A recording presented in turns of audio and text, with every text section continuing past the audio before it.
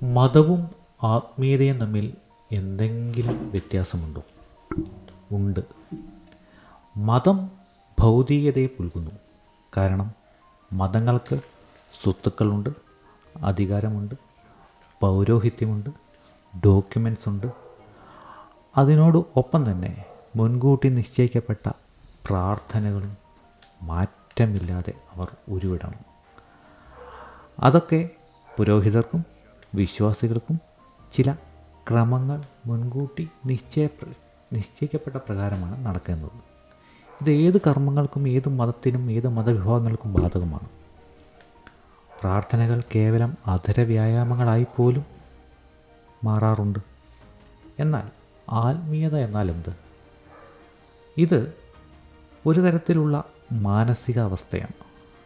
എല്ലാം ഏതോ പരമമായ ശക്തിയിലോ അല്ലെങ്കിൽ ഏതെങ്കിലും പരമമായ കേന്ദ്രങ്ങളിലോ ഏകീകരിച്ച് ധ്യാനാത്മകമായി ജീവിതത്തിൻ്റെ പരമാർത്ഥങ്ങളെ തേടുന്ന ഒരു യാത്ര.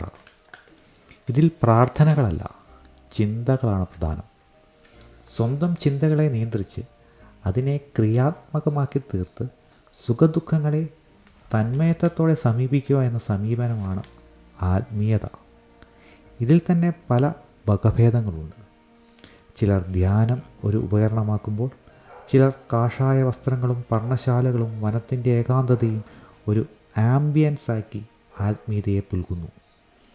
എന്നാൽ സ്പിരിച്വാലിറ്റി അല്ലെങ്കിൽ ആത്മീയത എന്നത് പരിപൂർണമായ മതവേഷ ആചാരവിമുക്തമായ ഒരു ഭൗതികമല്ലാത്ത ഒരു തരം അദൃശ്യമായ ചിന്തകളുടെ സംയോജനമാണ്.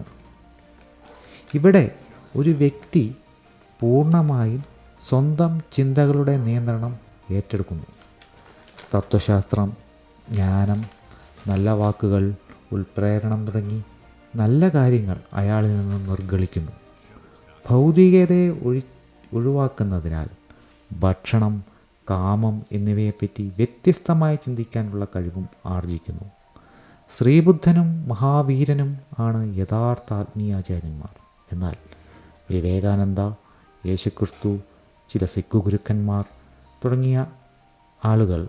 തുടങ്ങിയ മഹാരഥന്മാർ എല്ലാം തന്നെ ആത്മീയതയെ പൂർണ്ണമായും ആശ്രയിക്കാതെ ഭൗതികതയും കൂടി ഉൾപ്പെടുത്തിക്കൊണ്ടുള്ള ഒരു ക്രമത്തിൽ ആണ് അവരുടെ തത്വശാസ്ത്രം രൂപപ്പെടുത്തിയിരിക്കുന്നത്. യഥാർത്ഥത്തിൽ അതാണ് പ്രായോഗികവും. കാരണം ഭൗതികമാണ് ലോകം, അതാണ് സത്യം. എന്നാൽ ഭൗതികത എല്ലായ്പ്പോഴും സംഘർഷഭരിതമാണ്, അത് മത്സരാധിഷ്ഠിതമാണ്.